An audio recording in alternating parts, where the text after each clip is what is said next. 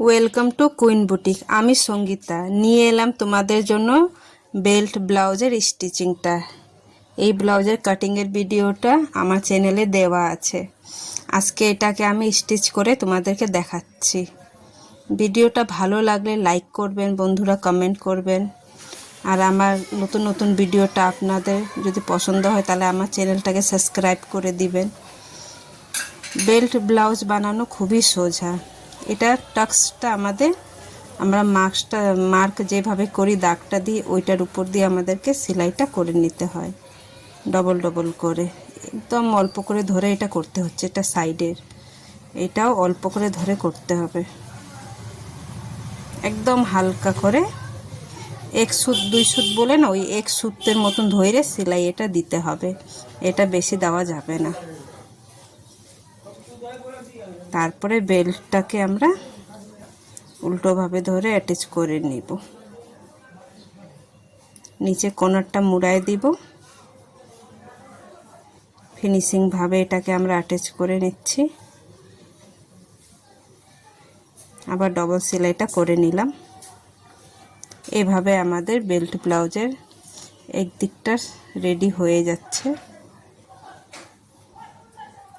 এবার আরেক দিকটা দেখে নাও বন্ধুরা কিভাবে আমি সেলাই করছি। এটাতে আমি 1 ইঞ্চি মার্জিন নিচ্ছি।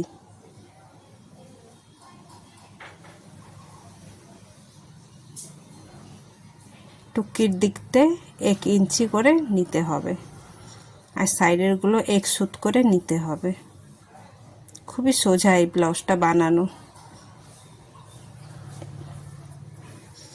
এই ব্লাউজের ফিটিংসটাও খুব ভালো হয়।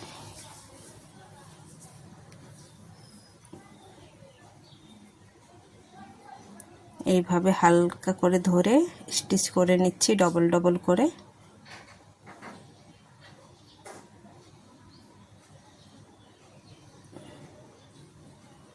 এইভাবে আমার স্টিচে দুটো পার্ট কমপ্লিট হচ্ছে। এবার এটাতে আমি বেল্ট লাগাই নিব।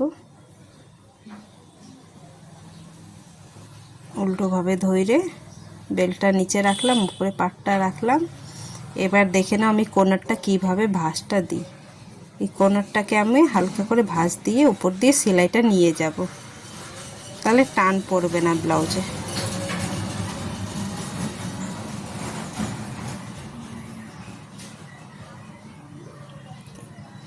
এবার আমরা hook Pattabhi R I Pattabhi attach করব। এটা আমাদের আই পাট্টির জন্য আমি 2.5 ইঞ্চি কাপড় নিয়ে নিলাম, আর লম্বা যেটা লাগবে সেটাই নিয়ে উল্টোভাবে পিসটাকে রেখে উপর দিয়ে পাট্টিটা রাখবো। তারপর হালকাভাবে সেলাই মেরে নিব। কোনো টানাটানি করা যাবে না, একদম হালকাভাবে সেলাইটা দিতে হবে। তারপরে উল্টে নিয়ে ভালোভাবে এটাকে উল্টে সেলাই করে একটা সেলাই প্রথমে দিলাম, একদম সাইড দিয়ে দিতে হবে। ব্যাস, তারপরে এক্সট্রা আর একটা এক চাপ রেখে আরেকটা সেলাই দিতে হয়। এটা আমাদের আই পাট্টি কমপ্লিট। এবার হুক পাট্টিটা দেখে নাও। হুক পাট্টিটা আমি অস্তর দিয়ে দিচ্ছি।